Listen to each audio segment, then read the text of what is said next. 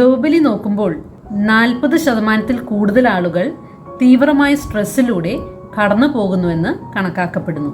കൂടാതെ 75 മുതൽ 90% രോഗങ്ങളും സ്ട്രെസ് മൂലമാണ് ഉണ്ടാകുന്നതെന്ന് കണക്കുകൾ പറയുന്നു.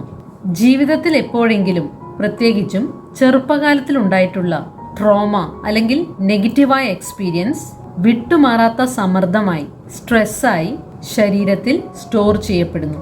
ഇത് ശരീരത്തിൽ fight or flight response activate ആകാനും അതുപോലെ കോർട്ടിസോൾ പോലുള്ള സ്ട്രെസ് ഹോർമോൺസ് ശരീരത്തിൽ റിലീസ് ചെയ്യപ്പെടുവാനും കാരണമാകുന്നു.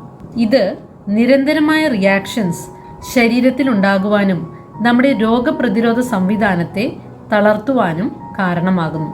ഇത് ശരീരത്തിലെ പല പ്രവർത്തനങ്ങളെ ബാധിക്കുകയും cardiovascular problems, cancer, digestive problems, വിട്ടുമാറാത്ത വേദനകൾ, ഡിപ്രഷൻ എന്നിവയ്ക്കെല്ലാം കാരണമാകുന്നു.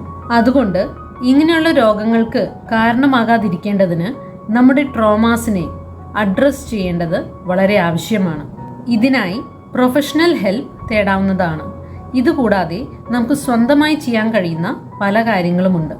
ആദ്യമായി മൈൻഡ്ഫുൾനെസ്സിലൂടെയും മെഡിറ്റേഷനിലൂടെയും ഇത്തരത്തിലുള്ള നമ്മുടെ ഇമോഷൻസിനെ തിരിച്ചറിയുകയും ഇങ്ങനെയുള്ള ഇമോഷൻസിനെ നമ്മുടെ ഉള്ളിൽ നിന്നും റിലീസ് ചെയ്യുവാൻ ശ്രമിക്കുകയും നമ്മൾ ഹീൽഡ് ആവുകയാണെന്ന് വിശ്വസിക്കുകയും ചെയ്യേണ്ടതാണ്. കൂടാതെ ഈ ഒരു ട്രോമയുമായി ബന്ധപ്പെട്ട സാഹചര്യങ്ങളോടും വ്യക്തികളോടുമുള്ള നമ്മുടെ ദേഷ്യം, ഹേറ്റ്രഡ് റിലീസ് ചെയ്യുവാനും ശ്രമിക്കാവുന്നതാണ്.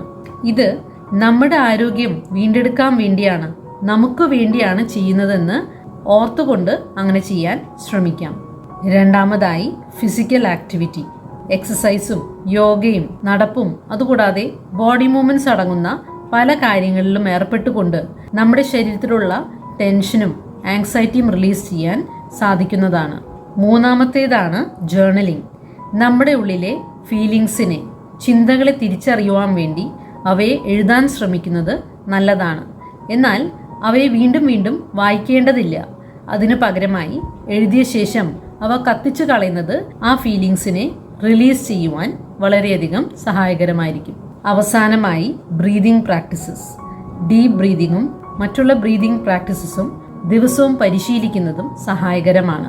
അവസാനമായി സപ്പോർട്ടീവായ ഫാമിലിയായും ഫ്രണ്ട്സായും നമ്മുടെ അനുഭവങ്ങൾ പങ്കുവയ്ക്കുകയും അവരിൽ നിന്നും ഇമോഷണൽ സപ്പോർട്ട് നേടുകയും ചെയ്യുന്നതും നല്ലതാണ്.